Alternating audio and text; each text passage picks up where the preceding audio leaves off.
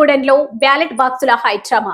Kothagudem corporation ఎన్నికల రణక్షేత్రంలో కనీవిని ఇరగని high drama చోటు చేసుకుంది. ప్రజాస్వామ్యమా లేక అక్రమాల? స్ట్రాంగ్ రూమ్ కు చేరాల్సిన బ్యాలెట్ బాక్సులు గాలిలో కలిసిపోయాయా? అసలు ఏం జరుగుతుంది భద్రాద్రి జిల్లాలో?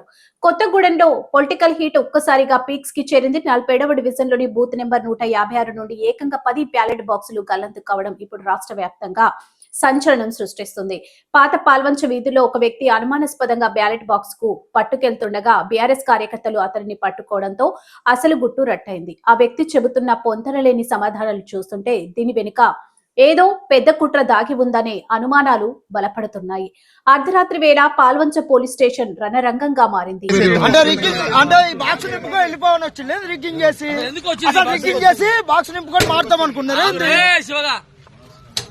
ఈ బాక్స్ ఇక్కడికి ఎందుకు వస్తా సార్?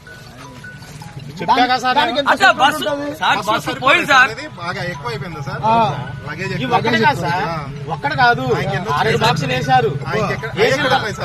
అది అర్థం కాలేదు సార్. నేను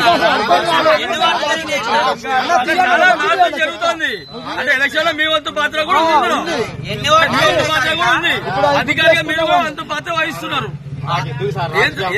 రాజకీయాల పాత్ర కదా సార్. ఆ రోజు మీరు చేయాల్సిన పని మీరు చేయలేదు, సస్పెండ్ చేస్తారా?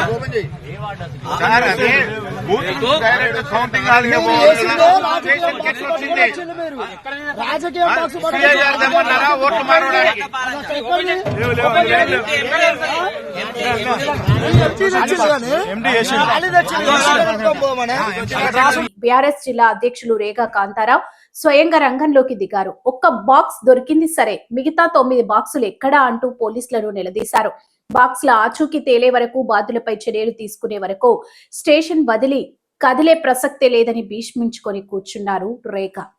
ప్రజా తీర్పును అపహాస్యం చేస్తూ అధికార బలాన్ని అడ్డు పెట్టుకుని కాంగ్రెస్ పార్టీ ఎన్నికల రిగ్గింగ్ కు పాల్పడుతోందని విపక్షాలు నిప్పులు చెరుగుతున్నాయి. పోలింగ్ బాక్సులు స్ట్రాంగ్ రూమ్ కు కాకుండా ప్రైవేటు వ్యక్తుల చేతుల్లోకి ఎలా వెళ్తాయనేది ఇప్పుడు $1 మిలియన్ ప్రశ్న.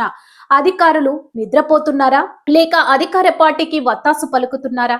ఏదేమైనా కొత్తగూడెం ఎన్నికల ఫలితాలపై ఇప్పుడు కర్మేఘాలు కమ్ముతున్నాయి.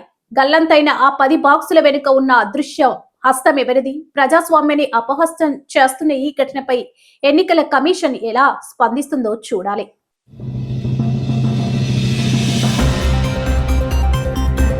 విద్యా కుసుమాలను వికసింపజేయాల్సిన విశ్వవిద్యాలయంలో మానవత్వం మంటగలిసింది. చదువుల తల్లి నిలయం అని పిలుచుకునే ఉస్మానియా యూనివర్సిటీలో ఓ కన్న తల్లికి ఘోర అవమానం జరిగింది. అది కూడా అర్ధరాత్రి వేళ. ఓ మహిళ అని చూడకుండా, కనీసం కనికరం లేకుండా హాస్టల్ సిబ్బంది వ్యవహరించిన తీరు ఇప్పుడు రాష్ట్ర వ్యాప్తంగా సంచలనంగా మారింది. అసలు అక్కడ ఏం జరిగింది? ఆ తల్లిని అంతలా అవమానించాల్సిన అవసరం ఏమొచ్చింది? ఇప్పుడు తెలుసుకుందాం. ఇక వివరాల్లోకి వెళ్తే, ఉస్మానియా యూనివర్సిటీ హాస్టల్లో ఉంటున్న ఓ విద్యార్థిని చూడడానికి ఆమె తల్లి క్యాంపస్ కు వచ్చారు.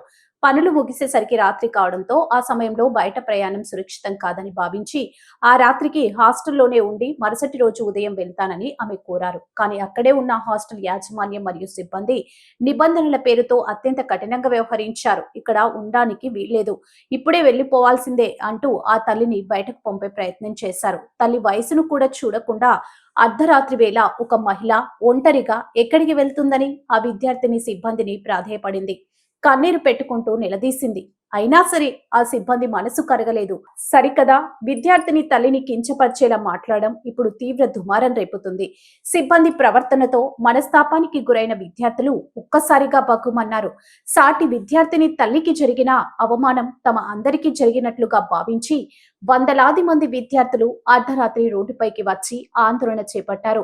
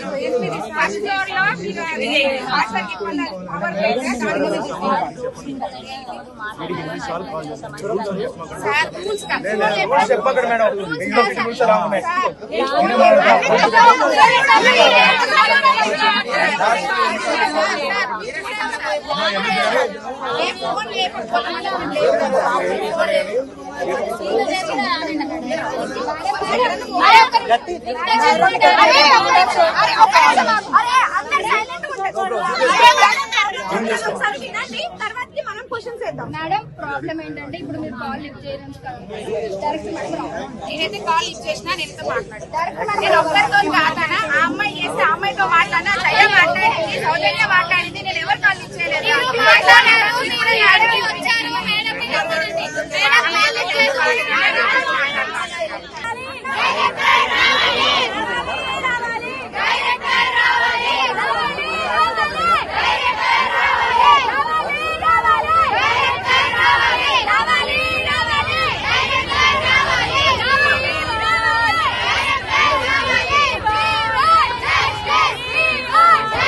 ఉస్మానియా యూనివర్సిటీ రోడ్లపై బైఠాయించి మేనేజ్మెంట్ తీరుకు వ్యతిరేకంగా నినాదాలు చేశారు.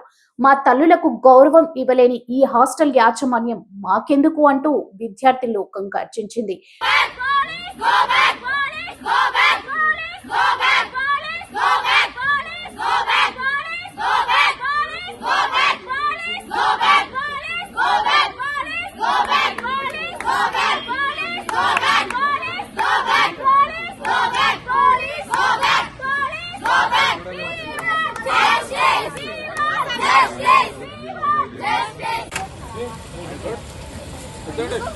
ప్రస్తుతం ఈ ఘటనపై విద్యార్థి సంఘాలు మండిపడుతున్నాయి. బాధ్యులైన అధికారులపై తక్షణమే కఠిన చర్యలు తీసుకోవాలని, విద్యార్థిని తల్లికి బహిరంగ క్షమాపణ చెప్పాలని డిమాండ్ చేస్తున్నారు. ఒకవైపు మహిళా భద్రత గురించి గొప్పలు చెప్పుకుంటున్న తరుణంలో సాక్షాత్తు యూనివర్సిటీ క్యాంపస్ లోనే ఇలాంటి ఘటన జరగడం సిగ్గుచేటని మేధావులు అభిప్రాయపడుతున్నారు. నిన్న నైట్ నియర్లీ 9 o'clock నుంచి స్టార్ట్ చేస్తే టిల్ నౌ ఇట్స్ 7 అవుతుంది కావచ్చు. ఈ టైం వరకు మేము ఇక్కడే కూర్చున్నాం. ఎందుకు అసలు మీ సమస్య ఏంటి? ప్రాబ్లం ఏంటంటే యాక్చువల్గా నిన్న ఒక అమ్మాయి అంటే మా ఫ్రెండ్ వాళ్ళ పేరెంట్ వచ్చారు. సో పేరెంట్ వస్తే పేరెంట్ ని హాస్టల్లోకి అలౌ చేయలేదు. అంటే వాళ్ళకి రూల్స్ లో లేదంట పేరెంట్స్ ని అలౌ చేయాలని. సో ప్రతి ఒక్క హాస్టల్లో ఖచ్చితంగా ఒక పేరెంట్కి ఒక అకామిడేషన్ అనేది, గెస్ట్ వచ్చినప్పుడు ఒక అకామిడేషన్ అనేది ఉండాలి. సో అది ప్రాపర్గా లేదు. అంతేకాకుండా వాళ్ళ రెస్పాన్స్ ప్రాపర్గా లేదు. మేము కాల్ చేసినా రెస్పాండ్ అవ్వకపోవడం, ర్యాష్గా మాట్లాడడం, హ్యూమానిటీ లేదు. అందుకే ఇక మేము వచ్చి కూర్చున్నది. ఎటువంటి హ్యూమానిటీ లేదు. నిన్న నైట్ నుంచి వచ్చి కూర్చున్నా ఇప్పటి వరకు కూడా ఎవరు రాలేదంటే వాట్స్ ద కండిషన్ అనేది మనకి ఈజీగా అర్థమవుతుంది. ప్రతిదీ ప్రాబ్లం ఉంది. అంటే ఈ ప్రాబ్లం తో పాటు చాలా ప్రాబ్లమ్స్ ఉన్నాయి. ఫుడ్ ప్రాపర్గా ఉండదు. వచ్చేటప్పుడు పోయేటప్పుడు స్ట్రీట్ లైట్స్ చాలా సార్లు కంప్లైంట్ చేసినా కానీ ఉండవు. అంతేకాకుండా బేసిక్ అకామిడేషన్ ఫెసిలిటీస్ కూడా మాకు హాస్టల్స్ లో లేవు. ఫస్ట్ ప్రాపర్ రెస్పాన్స్ ఉంటుంది. మేము ఏ ప్రాబ్లం రీప్రజెంట్ చేసినా డైరెక్టర్ మేడం కి కానీ, మేడం పేరు కళ్యాణ్ లక్ష్మి మేడం గారు, ఆ మేడం జస్ట్ రీప్రజెంటేషన్ తీసుకుంటారే తప్ప దానికి ఎటువంటి సొల్యూషన్ కానీ ఒక రిజల్ట్ కానీ ఉండదు. నైట్ అంతా మేము కూర్చున్నా కానీ వాళ్ళు ఎటువంటి కన్సర్న్ చూపినప్పుడు మేము మా డిమాండ్స్ కోసం మేము ఫైట్ చేస్తాం. ఇలా ఈ రోజనే కాదు, ఎన్ని రోజులైనా సరే వాళ్ళు వచ్చే వరకు మాత్రం మేము లేవు. ఫోన్ చేపిమన్నా ఫోన్ కూడా చేయించలేదు. వాళ్ళకి వచ్చి ప్రాపర్ రెస్పాన్స్ ఇచ్చి ఒక రిప్రజెంటేషన్ ఇచ్చి డైరెక్టర్ మేడం సస్పెండ్ అవ్వడమా, తను రిజైన్ చేయడమా అనేది మాకు ఒక క్లారిటీ ఇచ్చిన తర్వాతనే లేస్తాం. మరి ఈ ఘటనపై మీ అభిప్రాయం ఏంటి? హాస్టల్లో సిబ్బంది ప్రవర్తన సరైందేనా? కింద కామెంట్ బాక్స్ లో తెలియజేయండి.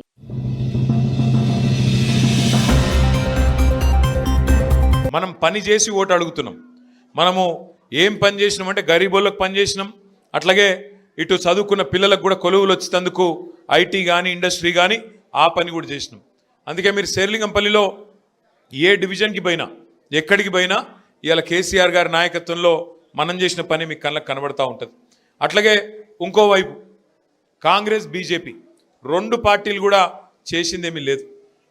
కాంగ్రెస్ ఏమో అబద్ధాలు చెప్పి అధికారంలోకి వచ్చిన పార్టీ.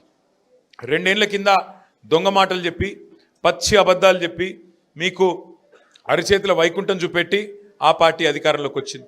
ఇక ఇంకో దిక్కు పూజకు పనికిరాని పువ్వు ఆ బీజేపీ పార్టీ.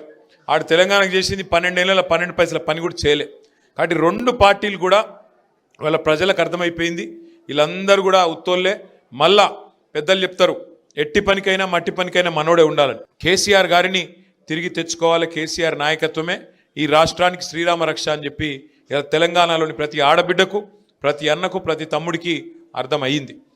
కొంత టైం ఉన్నది. కాకపోతే ఇంకో 2 ఏళ్ళు తనలాడాలి, ఇంకో 2 ఏళ్ళు కొట్లాడాలి. ఎందుకంటే ఒక తప్పుడు ఓటు శిక్ష 5 ఏళ్ళు. నేను అందుకే నిన్న మొన్న జిల్లాలు తిరిగి నుండి వరంగల్ పోయినా, కామారెడ్డి పోయినా, ఇంకా వేరే జిల్లాలు పోయినా, సిరిసిల్ల పోయినా, కరీంనగర్ పోయినా అంతటా నేను ఒకటే చెప్పిన, ఏమంటే మీరు గుర్తుపెట్టుకోండి, ఓటేసే ముందు 1-2 సార్లు ఆలోచించుకోవాలి. తప్పు ఓటేస్తే 5 ఏళ్ల తర్వాత మళ్ళీ మనకు కరెక్షన్ అవకాశం ఉంటుంది తప్ప 5 ఏళ్ల లోపల మనం చేయగలిగేది ఏమి ఉండదు. అందుకే ఓటేసేటప్పుడు పైసలకు, కులానికి, మతానికి కాకుండా మనకు ఏ నాయకుడు అయితే కరెక్టు, ఏ పార్టీ అయితే మనకు న్యాయం చేస్తుంది, ఈ ఆలోచనతో ఓటేయాలి తప్ప మనం కన్ఫ్యూజ్ కావద్దు అనేది ముందుగా నా రిక్వెస్ట్.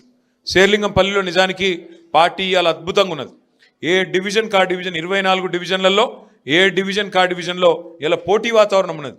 నేను కొట్లాడతా అంటే నేను కొట్లాడతా అని చెప్పి ఇలా నాయకులు ఒకరితోనొకరు కొట్లాడుతూ ఉన్నారు.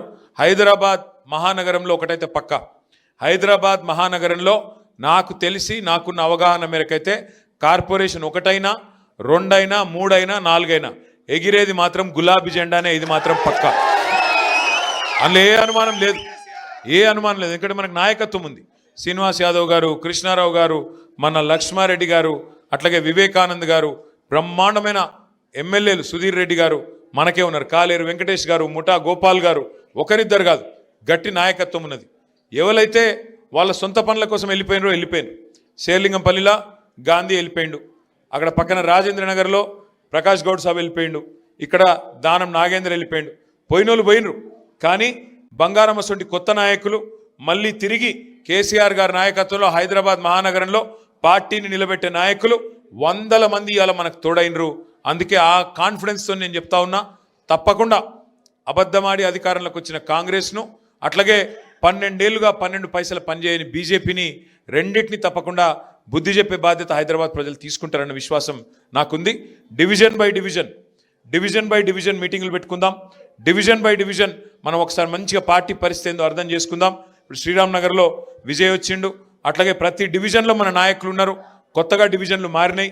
ఇదివరకు మనకు శేర్లింగంపల్లి 11 ఉండే, ఇప్పుడు 24 అయినాయి. కాబట్టి డివిజన్ బై డివిజన్ కూర్చుందాం. నేను కూడా వస్తా, సీనన్న కూడా వస్తాడు, కృష్ణన్న కూడా వస్తాడు. డివిజన్ బై డివిజన్ ఎమ్మెల్యే లేడని భయపడకుని, మీకు కృష్ణారావు గారు ఉన్నారు, ఆయన అన్నిటికీ అండగుంటాడు. సీనన్న ఉన్నాడు, నేనున్నా, అందరం హైదరాబాద్నే ఉంటాం. మీరు ఎప్పుడు పిలిస్తే అప్పుడు ఉరికొస్తాం. కానీ ఒక్క మాట నేను ముగించే ముందు మీకు చెప్పేది, చదువుకున్న పిల్లలు, విజయ్ కుమార్ రెడ్డి లాంటి పిల్లలు ఇంకా ఎంతమంది ముంగటికి వస్తే మనకు అంత లాభం జరుగుతుంది. ముఖ్యంగా మా ఆడబిడ్డలతో నా ప్రార్థన, దయచేసి ఆలోచించి ఓటేయాలని మన వాళ్ళందరికీ చెప్పాలి. ఎందుకంటే లాస్ట్ టైం మీరు హైదరాబాద్లో మన కోటేషన్, కానీ ఇవాళ రాష్ట్రం పరిస్థితి ఏమైందో మీ కళ్ళ ముంగట్నే ఉన్నది. రాష్ట్రం మొత్తంలో ఇవాళ అన్ని వ్యాపారాలు డౌన్ అయినాయి, అన్ని వాణిజ్య సంస్థలు డౌన్ అయినాయి, కొత్త కొలువులు వచ్చింది లేదు, ఉన్నాయి పోయే పరిస్థితి ఉన్నది. శాంతి భద్రతలు కూడా అక్కడ చక్కగా లేవు. పట్టపగలు మన సుల్తాన్ బజార్లో SBI మెయిన్ బ్రాంచ్లో తుపాకీతో కాల్చి 8 లక్షల రూపాయలు పట్టపగలు ఎత్తుకపోయే పరిస్థితి. మీ చందానగర్లో పట్టపగలు జ్యువెలరీ షాప్ మీద దాడి చేసి బంగారం ఎత్తుకపోయే పరిస్థితి. పట్టపగలు మర్డర్లు అవుతున్నాయి. ఇవాళ కేసీఆర్ గారు ఉన్నప్పుడు ఎంత పటిష్టంగా హైదరాబాద్లో శాంతి భద్రతలు ఉండే, ఇవాళ ఏమైంది పరిస్థితి మీ కళ్ళ ముంగట్నే అన్నీ తెలుస్తూ ఉన్నాయి. కాబట్టి తొందరలో వచ్చే కార్పొరేషన్ ఎన్నికల్లో గులాబీ జెండా ఎగిరేసే దిశగా ఇంకా ఉధృతంగా ముంగడికి పోదాం. డివిజన్ బై డివిజన్ పనిచేసుకుందాం, సిస్టమేటిక్గా పనిచేద్దాం.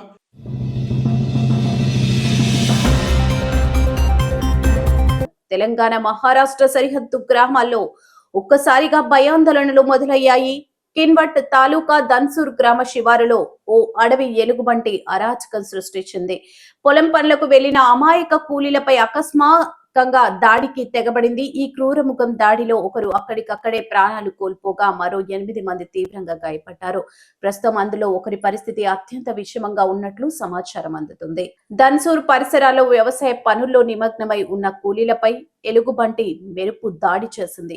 తప్పించుకునే లోపే పంజా విసరడంతో కూలీలు చెల్లా చెదురుగా పరుగులు తీశారు. అయితే ఈ ఘటన తర్వాత ఆ ఎలుగుబంటి మహారాష్ట్ర సరిహద్దు దాటి తెలంగాణలోని ఆదిలాబాద్ జిల్లా అటవీ ప్రాంతంలోకి ప్రవేశించినట్లు అటవీ శాఖ అధికారులు ప్రాథమికంగా గుర్తించారు. ఈ పరిణామంతో ఆదిలాబాద్ జిల్లా సరిహద్దు గ్రామాల్లో అటవీ శాఖ హై అలర్ట్ ప్రకటించింది. ముఖ్యంగా అడవిని ఆనుకొని ఉన్న గ్రామ ప్రజలు కింది జాగ్రత్తలు పాటించాలని అధికారులు విజ్ఞప్తి చేస్తున్నారు. వ్యవసాయ పనులకు వెళ్లేవారు ఒంటరిగా వెళ్లకుండా కనీసం 5 నుంచి 10 మంది బృందాలుగా వెళ్లాలి. పొలాల్లో పనుల సమయంలో రేడియోలు పెట్టుకోవడం లేదా పెద్దగా మాట్లాడుకోవడం ద్వారా వన్యప్రాణులు రాకుండా చూసుకోవచ్చు. చీకటి పడే సమయానికి ముందే ఇళ్లకు చేరుకోవాలి. రాత్రిపూట పొలాల వద్ద కాపలా ఉండటం ప్రమాదకరం. ఎలుగుబంటి ఆనవాళ్లు లేదా పాదముద్రలు కనిపిస్తే వెంటనే అటవీ శాఖ అధికారులకు సమాచారం అందించాలి.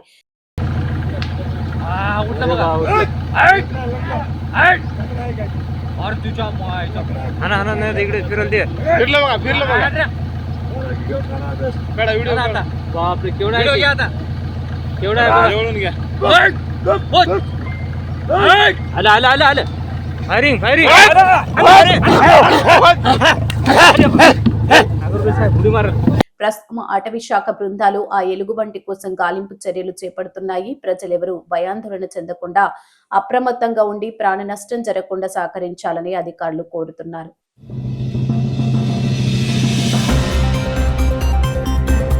ప్రజాస్వామ్యమా లేక పైసల రాజ్యమా? ఓటుకు నోటు, గెలుపుకు షార్ట్ కట్. జగిత్యాల జిల్లా ధర్మపురిలో మున్సిపల్ ఎన్నికల వేళ పొలిటికల్ హీట్ పీక్స్ చేరుకుంది. సాక్షాత్తు మంత్రి అడ్లూరి లక్ష్మణ్ అనుచరుడే టార్గెట్ గా బీఆర్ఎస్ శ్రేణులు విరుచుకుపడ్డాయి. నోట్ల కొట్టలతో అడ్డంగా దొరికిపోయారంటూ ధర్మపురి గల్లీలో ఇప్పుడు ఒకటే రచ్చ. అవును, మీరు విన్నది నిజమే. ధర్మపురిలో కాంగ్రెస్ నాయకుల కౌంటౌన్ మొదలైందా? మంత్రి అడ్లూరి లక్ష్మణ్ ముఖ్య అనుచరుడు నిశాంత్ రెడ్డి చికిటి పడగానే నోట్ల కట్టలతో రంగంలోకి దిగారని, ఓటర్లను ప్రసన్నం చేసుకునే పనిలో పడ్డారని బీఆర్ఎస్ కార్యకర్తలు ఆరోపిస్తున్నారు. ఊహించని విధంగా నిశాంత్ రెడ్డిని చుట్టుముట్టిన గులాబీ శ్రేణులు పక్కా ప్లాన్ తో అతన్ని రెడీ హ్యాండెడ్ గా పట్టుకున్నట్లు తెలుస్తుంది. అర్ధరాత్రి హైడ్రామా ఎన్నికల నిబంధనలకు తిలోదకాలు ఇచ్చి డబ్బులు పంపిణీ. మంత్రి అండ చూసుకొనేనా? మంత్రి ముఖ్య అనుచరుడు కావడంతో ప్రతిపక్షాల ఆగ్రహం. పోలీసులు ఎంట్రీ. రంగంలోకి దిగిన పోలీసులు అక్కడ దొరికిన నగదెంత? తిరగబడ్డ బీఆర్ఎస్ పంపిణీని అడ్డుకొని రోడ్డుపై బైఠాయించిన కార్యకర్తలు. చూస్తున్నారు కదా ఈ దృశ్యాలు. ధర్మపురి సాక్షిగా ప్రజాస్వామ్యం ఎలా అపహాస్యం అవుతుందో. ఎన్నికల ముందు ప్రజలకు సేవ చేస్తామని చెప్పే నాయకులు తీరా సమయం వచ్చేసరికి సంచులతో బయలుదేరారు. మంత్రి అడ్లూరి లక్ష్మణ్ ఆశీస్సులు ఉన్నాయనే ధీమాతోనే నిశాంత్ రెడ్డి ఈ సాహసానికి ఒడిగట్టారా అన్నది ఇప్పుడు నియోజకవర్గంలో హాట్ టాపిక్. అసలు ఆ డబ్బెక్కడిది? ఎవరి కోసం పంచుతున్నారు? దీని వెనుక ఉన్న పెద్ద తలకాయలు ఎవరు? ఇప్పుడు ధర్మపురిలో పరిస్థితి ఉద్రిక్తంగా మారింది. ఒకవైపు కాంగ్రెస్ ఇది తప్పుడు ప్రచారం అని కొట్టిపారేస్తుంటే, మరోవైపు ఆధారాలతో సహా దొరికిన నిశాంత్ రెడ్డిపై కఠిన చర్యలు తీసుకోవాలని బీఆర్ఎస్ డిమాండ్ చేస్తుంది. అవి కావు గవి పైసలు గవి కాదు, పంచడానికి వచ్చిన గివి కాదు. నా గవని చెప్పకే ఈ పైసలు ఎవరు వంచారు? ఇంటికి 1500 గీ పైసలు అటు. ఇది బెండాలు ఉంటాయి కానీ బెండాలు ఉంటాయి. ఇగో ఇగో ఇగో ఇగో బెండాలు దొరికినాయి. సరే ఎక్కడి పైసలు? నిశాంత్ రెడ్డి గారు, నీకు ఇక్కడ ఏం పని? నీది ఏ ఊరు? నీకు ఇక్కడ ఏం పని? ఇక్కడ కొరనా పల్లె కాడ ఇవ్వరు. నీకేమన్నా చుట్టాలు ఉన్నారా? చూడు పైసలు ఆడవాడు పైసలు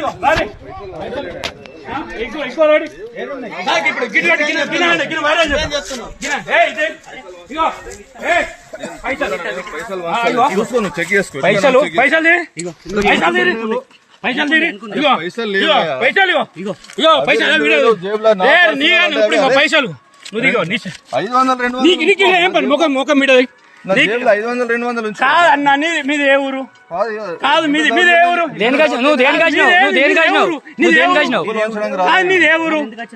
కాదు నువ్వు ఎందుకు వచ్చినా? నీకు ఈరోజు చుట్టాలు ఉన్నారా? ఎవరు నీకు ఈరోజు? మేమంతా 300 కాపాలం. మీరు రెడ్డి, నీకేం పని? కాదు నువ్వు ఎవరు ఇక్కడ? నువ్వేం తెలుసుకుంటావు? ఎలక్షన్ కోడ్ నీకేం సంబంధం? ఎలక్షన్ కోడ్ నీకేం సంబంధం? నీది వేరే ఊరు. నీ గొల్లపల్లి మండలం. నువ్వు ఎట్లా వస్తావు? నువ్వు రావచ్చు. ఎందుకు వచ్చినావు? నువ్వు ఏ ఊరు? నువ్వు దొంగవా? పైసలు మనూరు అంటూ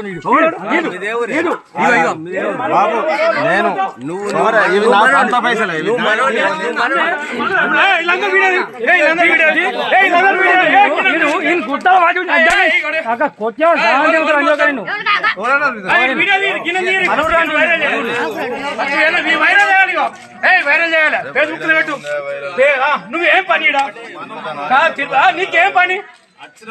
కాదు నువ్వు ఎందుకు నువ్వు ఎవరు కాదు నువ్వు ఎవరు చెప్పు నేను డబ్బులు వంచడానికి రాలేదన్నా కాదు నువ్వు చెయ్యసు కాదు నీకేం పని డబ్బులు వంచడానికి రాలేదు నీకేం పని నీది ఎవరు నీకు ఎలక్షన్ తో ఏం సంబంధం నీకు ఎలక్షన్ తో ఏం సంబంధం ఇప్పుడు ఎవరో పైసలు ఇచ్చిండు ఎవరికి ఎవరు నీకేం పని నువ్వు ఎందుకు వచ్చినావు ఎన్నికల కమిషన్ ఈ వ్యవహారాన్ని ఎంత సీరియస్ గా తీసుకుంటుందో చూడాలి. ఇది కేవలం ఒక వార్డులో జరిగిన వ్యవహారమా లేక నియోజకవర్గం మొత్తం ఇలాగే నడుస్తుందా? ధర్మపురి నోట్ల భాగోతంపై మా ప్రతినిధి మరిన్ని అప్డేట్స్ అందిస్తారు. Stay tune.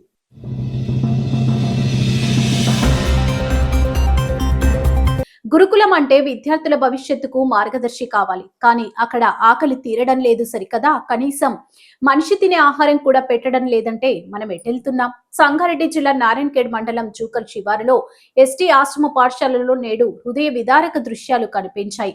మాకు గూడుంది, బడుంది, కానీ కడుపు నిండా తినే మెతుకు లేదు అంటూ ఆ పసి ప్రాణాలు రోడ్డెక్కాయి. తాము తినాల్సిన అన్నం గిన్నెలను రోడ్డుపై కుమ్మరించి గిన్నెలను కొడుతూ వారు నిరసన తెలుపుతుంటే చూసే ప్రతి ఒక్కరు కన్ను చెమ్మకిల్లింది. చూడండి ఈ దృశ్యాలను. కిలోమీటర్ల మేర ట్రాఫిక్ నిలిచిపోయింది. కానీ అక్కడ ఆగిపోయింది వాహనాలు మాత్రమే కాదు, మానవత్వం కూడా. నాసిరకం భోజనం పెడుతూ పురుగుల అన్నం వడ్డిస్తూ విద్యార్థుల ఆరోగ్యంతో ఆశ్రమ పాఠశాలల సిబ్బంది చెలగాటమాడుతున్నారు.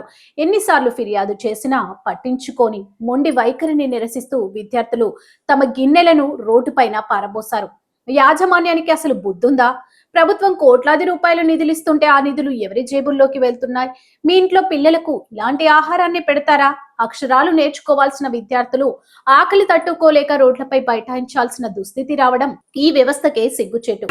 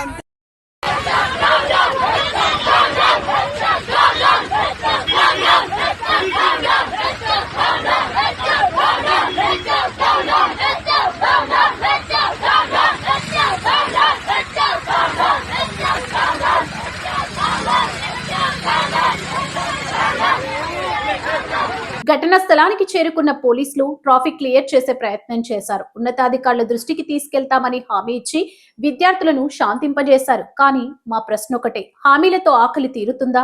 అధికారుల తనిఖీలు కేవలం నిరసనలు జరిగినప్పుడు మాత్రమేనా? బాధ్యులైన పాఠశాల సిబ్బందిపై తక్షణ కఠిన చర్యలు తీసుకోవాలి. వార్డెన్, కాంట్రాక్టర్ల నిర్లక్ష్యంపై పూర్తి స్థాయి విచారణ జరగాలి. విద్యార్థులకు నాణ్యమైన ఆహారం అందేలా పర్యవేక్షక వ్యవస్థను పటిష్టం చేయాలి. విద్యార్థులంటే కేవలం ఓట్లు కాదు, దేశ భవిష్యత్తు. ఆ భవిష్యత్తును ఆకలితో మార్చకండి. ఈ ఘటనపై అధికారులు స్పందించే వరకు మా పోరాటం కొనసాగుతుంది.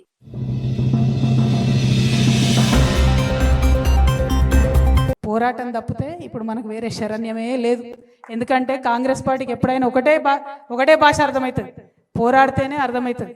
69 నుంచి పోరాడినాం కాబట్టే తెలంగాణ వచ్చింది. ఇప్పుడు పోరాడితేనే ఖచ్చితంగా రేపటి నాడు మన ఉద్యమకారులకు న్యాయం జరుగుతుంది. ఇవాళ నిజంగా బాధ అనిపిస్తుంది నాకు. మనం ఎవరం అందరం మనం టైగర్స్, మనం సింహాలం. నాకు కొట్లాడినాం, మనం కొంచెం బాధపడ్డాం కరెక్టే. మనోళ్ళే గాయం చేసిరు కాబట్టి నొప్పి ఎక్కువైతుంది. అంతే తప్పితే గాయాలకు భయపడేటోళ్ళం కాదు. మనం కొట్లాడాలి, మళ్ళా పిడికిలు బిగించాలి. ఎవరి కోసం కొట్లాడాలి? తల్లిని విముక్తం చేసినాం కదా, తల్లిని విముక్తం చేసినాం. కానీ మనం బానిసలైనాం. ఇవాళ మన బానిస సంఖ్యలు తెంచుకోవడం కోసం మనం ముందటికి పోవాలి. మన బతుకు తెరువు కోసం మనం ముందటికి పోవాలి. మన పిల్లల దగ్గర, మన కుటుంబం దగ్గర మన గౌరవం నిలబెట్టుకోవడం కోసం ఖచ్చితంగా ముందుకు పోవాలి, ముందడుగేయాలి, వేద్దాం. నేను ఆనాడు చెప్పిన, మళ్ళీ ఈనాడు చెప్తున్నా, ఉద్యమకారులు బాగా కష్టపడున్నారు, ఇబ్బంది పడున్నారు. మళ్ళా ఒకసారి మీ మీద లాఠీ పడితే దానికి ముందు నా మీద పడేటట్టు మీ ముంగట నేను నడుస్తాను ఆనాడు చెప్పిన, మళ్ళీ కూడా చెప్తా ఉన్నా. మీ మీదికి ఎక్కువ పెడితే ఆ బుల్లెట్ మొదట నన్ను దాటుకొనే మీ దగ్గరకు వస్తుందనే విషయాన్ని కూడా నేను మళ్ళీ చెప్తా ఉన్నా. నేను ఉట్టుగా చెప్తలేను, చాలా బాధతో, ఆవేదనతో చెప్తున్నా. మా అన్నదమ్ములు, అక్క చెల్లెలు అలా మాట్లాడిన వాళ్ళందరికీ చెప్తున్నా. నేను మీరు బయట ఉండి బాధపడ్డారు, నేను లోపల ఉండి బాధపడ్డా. అంతకు మించి కొత్తగా జరిగింది ఏం లేదు. నేను జీ హుజూర్ అంటే గానే ఉంటుంటే క్యా హుజూర్ అన్న కాబట్టి గీడున్నాయి అలా బయట. కాబట్టి మీరు ఆలోచన చేసుకోండి, అర్థం చేసుకోండి. పెద్దగా విప్పి చెప్పాల్సిన అవసరం లేదు, ఇంటి గుట్టు బయట పెట్టుకోవాల్సిన అవసరం లేదు. ఉద్యమంలో కలిసి పనిచేసినాం, ఉద్యమం కోసం పనిచేసినాం, రేపు కూడా రాష్ట్రం కోసమే పనిచేయాలి. మనం తెచ్చుకున్న రాష్ట్రం, మనం తెచ్చుకున్నటువంటి ఈ రాష్ట్రం మన యువ మిత్రులకు పనికొచ్చేటట్టు ఉండాలి. ఏం జరుగుతుంది అలా? రేవంత్ రెడ్డి గారు వచ్చినప్పుడు ఏమన్నాడు ఆయన ఏమన్నాడు? మొత్తానికి మొత్తం నిరుద్యోగులకు అన్యాయం జరిగిందన్నాడు. ఇవాళ ఏం చక్కదనం జరుగుతుంది? మరి 2 సార్లు పరీక్ష పెడితే ఇవాళ కూడా గదే పరిస్థితి కదా. ఇవాళ కూడా నిరుద్యోగులు పోయి కోర్టు చుట్టూ తిరుగుతున్నటువంటి పరిస్థితి కదా. మరి ఆనాడు న్యాయం జరగలేదు, ఈనాడు న్యాయం జరగలేదు. చేసింది ఏందిరా నాయన అంటే తెలంగాణ తల్లి చేతులకి వెళ్ళి బతుకమ్మని తీసేసిండు, రంగు మార్చిండు, సెక్రటేరియట్లో పెట్టిండు. ఆమె ఏం తల్లో ఎవరికైతే అర్థమైతలేదు. మరి అది తప్పితే ఆయన చేసింది ఏమీ లేదు. నేను ఇవాళ డిమాండ్ చేస్తూ ఉన్నా, మన ఉద్యమకారులందరి పక్షాన నేను డిమాండ్ చేస్తూ ఉన్నా, ఒకటే ఒక మాట అడుగుతా ఉన్నా. ఏదైతే తెలంగాణ ఉద్యమకారులకు చేస్తారని మీరు చెప్పినరో ప్రతి ఒక్కటి చేయాల్సిందే. ఇప్పుడు ఈ సందర్భంలో ఎందుకు పెట్టినాం సభ? ఎందుకంటే ఫిబ్రవరి 26 నుండి బడ్జెట్ సమావేశాలు వస్తూ ఉన్నాయి. ఆ బడ్జెట్ సమావేశాల్లో మరి ఖచ్చితంగా తెలంగాణ ఉద్యమకారులు అమరవీరుల కుటుంబాలకు ఏదైతే మీరు ఇస్తామని చెప్పారో 25,000 రూపాయల పెన్షన్ ప్రతి అమరవీరుల కుటుంబానికి ఇస్తా అన్నారు. ప్రతి అమరవీరుల కుటుంబానికి ఒకరికి ఉద్యోగం ఇస్తామన్నారు. దానికి సంబంధించి బడ్జెట్లో ప్రకటన చేయాలి. రెండవది, ప్రతి చోట ఉద్యమకారులు ఎవరైతే ఉన్నారో వాళ్ళని గుర్తిస్తామన్నారు. ఆ ప్రక్రియ ప్రారంభిస్తున్నట్టుగా బడ్జెట్ సమావేశాల్లో ప్రకటించాలి. ఉద్యమకారులందరికీ కూడా మరి 250 గజాల జాగా ఇస్తామని చెప్పిండ్రు. ఆ ప్రక్రియ ప్రారంభిస్తున్నట్టుగా బడ్జెట్లో ప్రకటించాలి, అసెంబ్లీలో ప్రకటన చేయాలి. ఉట్టికి కాదు, ఉద్యమకారులకు ఏదైతే సంక్షేమ బోర్డు పెడతామన్నారో ఆ సంక్షేమ బోర్డు ప్రకటన చేయాలి. చేయకుంటే ఊరుకునేదే లేదు. నేను హెచ్చరిక చేస్తా ఉన్నా, రేవంత్ రెడ్డికి కాదు, కోదండరాం సార్కి నేను హెచ్చరిక చేస్తా ఉన్నా. ఎందుకంటే రేవంత్ రెడ్డిని ఉద్యమకారులు నమ్మిందే మీ వల్ల. మీరు పోయి ఆయన పక్కన ఏరితే ఈ తెలంగాణ ఉద్యమ ద్రోహి, తెలంగాణ ఉద్యమ వ్యతిరేకి ఈయన పక్కకు కోదండరాం సార్ పోయిండు, మరేమో నేను చేసి పాడేతాడేమో ఉద్యమకారులకు అని చెప్పి ఉద్యమకారులందరూ నమ్మిండ్రు. కానీ 2.5 ఏళ్లుగా కోదండరాం సార్ ఎక్కడ మాట్లాడతలేరు. ఎందుకు మాట్లాడతలేరు? అసెంబ్లీలో మాట్లాడండి, చర్చించండి, నిలదీయండి. కాంట్రాక్టర్లకు తట్టెడు మట్టెత్తకుండానే 5,000 కోట్ల రూపాయలు రేవంత్ రెడ్డి ఇచ్చుకుంటున్నాడు కదా. మరి మీరెందుకు కోదండరాం సార్ మాట్లాడతలేరని నేను మిమ్మల్ని ప్రశ్నిస్తా ఉన్నా. నేను అడుగుతా ఉన్న ఆకునూరి మురళి గారిని, మీరు ఒక ఐఏఎస్, మీరు ఒక మేధావి, ఏమన్నారు? మీరు విద్యలో మార్పు తేవాలి, కేసీఆర్ చేస్తలేడు, నేను దగ్గరుండి చేపిస్తానన్నారు. అందుకనే కదా నమ్మింది ఉద్యమకారులు మిమ్మల్ని. ఆకునూరి మురళి గారు, కోదండరాం సార్, మీరు పోయి రేవంత్ రెడ్డి పక్కన చేరితేనే కదా ఉద్యమకారులు నమ్మింది. మరి ఎందుకు ఇవాళ మీరు సైలెంట్ ఉంటున్నారు? ఏమిచ్చింది మీ విద్యా కమిషన్? ఇచ్చిన రిపోర్ట్ ఒకటన్నా ఫాలో అయిందా కాంగ్రెస్ ప్రభుత్వం? ఏమన్నా మేలు జరిగిందా? ఏం జరుగుతుంది ఇవాళ? గురుకులాలలో పిల్లలు చచ్చిపోతా ఉంటే ఏం చేస్తుంది మీ విద్యా కమిషన్? ఎందుకని ఆకునూరు మురళి గారు మాట్లాడతలేరు? ఈ ప్రశ్న ఇవాళ ఖచ్చితంగా ఉద్యమకారులు అడుగుతారు. వారి పక్షాన తెలంగాణ జాగృతి ఇవాళ మిమ్మల్ని ప్రశ్నిస్తుంది. ఇవి 2 కాదు, మరి అనేకమైనటువంటి అంశాలు ఉన్నాయి. ఎందుకంటే తెలంగాణ ఉద్యమకారులు మనం ఎప్పుడైనా మన కోసం మనం అడిగే అంశాలు అడుగుతాం, కానీ మనతో పాటు తెలంగాణకు కావాల్సిన అంశాలను ఇంకా ఎక్కువ ప్రాధాన్యత అడుగుతాం. కాబట్టి తెలంగాణ కోసం ఏదైతే హామీలు ఇచ్చిందో కాంగ్రెస్ ప్రభుత్వం, వాటన్నిటి సాధన కోసం కూడా వెంటబడతాం. ఊరికే వదిలిపెట్టేదైతే లేదని కూడా ఈ విషయాన్ని తెలియజేస్తా ఉన్నాం. ఇంకొక మాట, ఇవాళ తెలంగాణ ఉద్యమకారులు అందరూ ఉన్నారు కాబట్టి మీరందరూ ఆమోదిస్తే నేను ప్రపోజ్ చేయాలనుకుంటున్నాను. హైదరాబాద్లో అద్భుతంగా బిల్డింగ్లు కట్టుకున్నాం, ఫ్లైఓవర్లు కట్టినాం, 56 అంతస్తుల మేడలు కట్టినాం. కానీ ఆ 56 అంతస్తుల మేడలో కనీసం 50 మంది కన్నా మన పిల్లలకు ఉద్యోగాలు వచ్చినాయా? వచ్చే ప్రైవేట్ కంపెనీలలో ఎక్కడన్నా తెలంగాణోడు కనబడుతున్నాడా? ఎక్కడనో నార్త్ ఇండియా నుంచో ఎక్కడి నుండో వచ్చి 1,50,000 ఉద్యోగాలు, 2 లక్షల ఉద్యోగాలు వాళ్ళే వేసుకుంటున్నారు. కానీ చదువుకున్న మన పిల్లలకు ఎక్కడన్నా అవకాశం ఉందా? నాకు తెలిసి ఉద్యమకారుల పిల్లలకు ఎవరికి కూడా పెద్ద పెద్ద కంపెనీలు హైదరాబాద్లో ఉద్యోగాలు వచ్చినట్టయితే నాకు తెలియదు. నేను ఇవాళ అడుగుతా ఉన్నా, ఆలోచన చేద్దాం. ఉద్యమకారులందరం కూడా ఉమ్మడి కార్యాచరణ కోసం అడుగుతా ఉన్నా. వేరే రాష్ట్రాలలో బెదిరించినట్టు కాదు, కాకపోతే కనీసం ఒక 20% మన తెలంగాణ వాళ్లకు రిజర్వేషన్ పెట్టాలి ప్రైవేట్ ఉద్యోగాలని నేను అడుగుదాం అనుకుంటున్నా. అడుగుదామా? న్యాయమేనా? వాజిబేనా? పక్కానా? మళ్ళీ వెనక కోరు కదా, పిడికిలు ఎత్తుతారా? జై తెలంగాణ. తెలంగాణలో ప్రైవేట్ సంస్థలలో ఉద్యోగాలలో తెలంగాణ లోకల్కి 20% రిజర్వేషన్ ఇవ్వాలని చెప్పి తెలంగాణ జాగృతి తరఫున పోరాటం చేద్దామని ఈ సందర్భంగా నేను తెలియజేస్తా ఉన్నాను. అదేవిధంగా మరి ఇంతకుముందు తమ్ముడు వీరేందర్ సీతారాం కలిసి ఒక యాప్ ఇక్కడ లాంచ్ చేసినాం.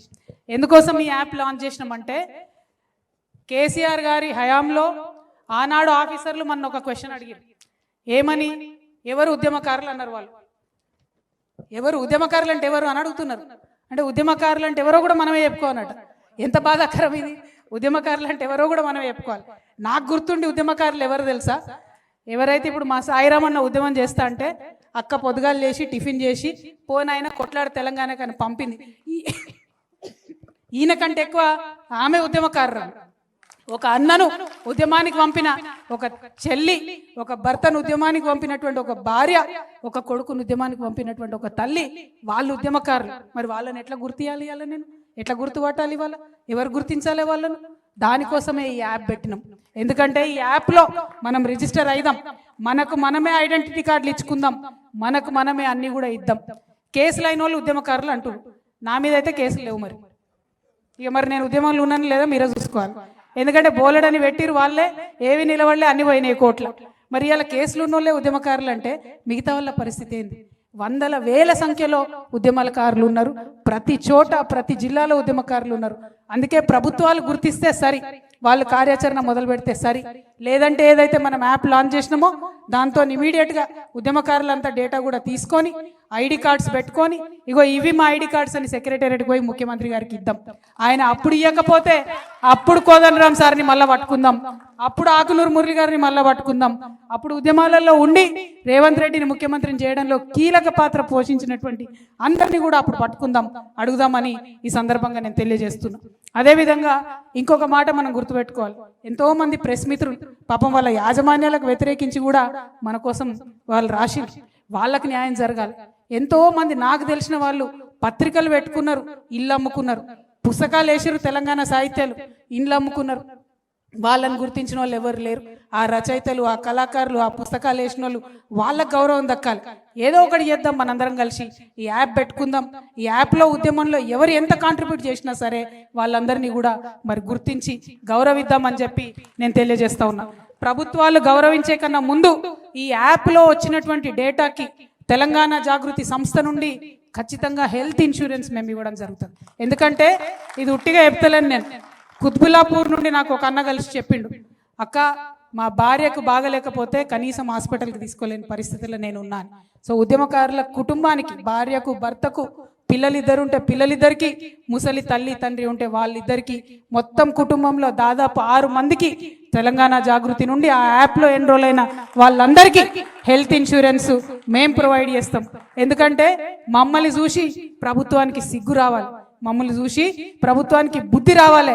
కనీసం వాళ్ళు హెల్త్ ఇన్సూరెన్స్, లైఫ్ ఇన్సూరెన్స్ ఇవ్వాలనేటటువంటి ఆలోచన వాళ్ళకి రావాలని చెప్పి మా చిరు ప్రయత్నంగా ఈ ప్రయత్నాన్ని మొదలు పెడుతున్నామని కూడా నేను తెలియజేస్తా ఉన్నా. అదేవిధంగా మరి మీకు ఇంకొక మాట చెప్పాలని, చాలా మంది నేను ఎప్పుడైతే ఒక పొలిటికల్ పార్టీ పెడతా అన్నానో చాలా మంది నా మీద దాడి చేస్తూ ఉన్నారు, రకరకాలుగా మాట్లాడుతూ ఉన్నారు. దాడులు మనకేం కొత్త కాదు, 20 ఏళ్ళ నుంచి భరిస్తూనే ఉన్నాం. కాకపోతే మీ అందరికీ నేను ఒక మాట చెప్పదలుచుకున్నాను. నేను అధికారంలో ఉన్నా లేకున్నా నా పక్కలు ఎప్పుడైనా ఉద్యమకారులే ఉన్నారు, పైరవికారులు లేరు. రేపటి నాడు కూడా పొలిటికల్ పార్టీ ఖచ్చితంగా పెడతాం. ఈ రాష్ట్రంలో స్వీయ రాజకీయ అస్తిత్వంతో తెలంగాణ అనే పదాన్ని తన పేరులో నింపుకొని, తెలంగాణ అనే పదాన్ని తన ఆశయాల్లో నింపుకొని, తెలంగాణ అనే పదాన్ని తన ఆచరణలో నింపుకునేటటువంటి పొలిటికల్ పార్టీ రావాల్సిన అవసరం ఉన్నది. ఖచ్చితంగా దానికోసం పెడతాం. మాది ఫక్తు రాజకీయ పార్టీ కాదు, ఉద్యమకారులను కలుపుకొని ఉద్యమ ఆకాంక్షలను నెరవేర్చడానికి, తెలంగాణ వాదాన్ని నిలబెట్టడానికి, తెలంగాణ అస్తిత్వాన్ని పరిరక్షించడానికి రాబోయేటటువంటి రాజకీయ శక్తిగా ఉంటుంది తప్పితే ఫక్తు రాజకీయ పార్టీగా ఉండదు. ఎందుకంటే ఈ నేల ఏదైతే నెత్తురొడిసిందో, ఈ నేల ఏదైతే 100 సంవత్సరాలుగా నెత్తురొడిసిందో ఇంకా ఆ గాయాలు మానలేదు, ఇంకా బిడ్డలు కోలుకోలేదు. కాబట్టి ఖచ్చితంగా ఫ్యూచర్లో రాజకీయ శక్తిగా మా యొక్క ఉద్యమ సంస్థ ఏదైతే జాగృతి ఉందో రాజకీయ శక్తిగా మారుతుంది. తప్పకుండా ఉద్యమకారుల ఎజెండాను తీసుకొని ముందుకు పోతామని ఈ సందర్భంగా నేను తెలియజేస్తా ఉన్నాను.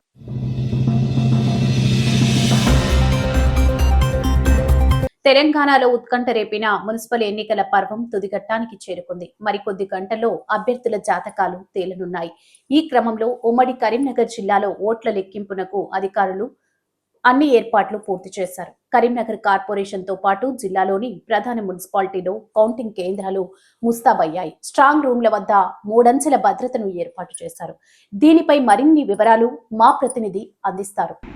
ఈ రోజు మనం ఎస్ఆర్ఆర్ కాలేజీలోని ఎన్నికల లెక్కింపు కేంద్రం వద్ద ఉన్నాము. నిన్న జరిగిన మున్సిపల్ ఎలక్షన్స్లో 60వ వార్డులో జరిగిన ఫలితాల గురించి ఈరోజు ఎన్నికల కేంద్రం వద్ద ఉన్నాము.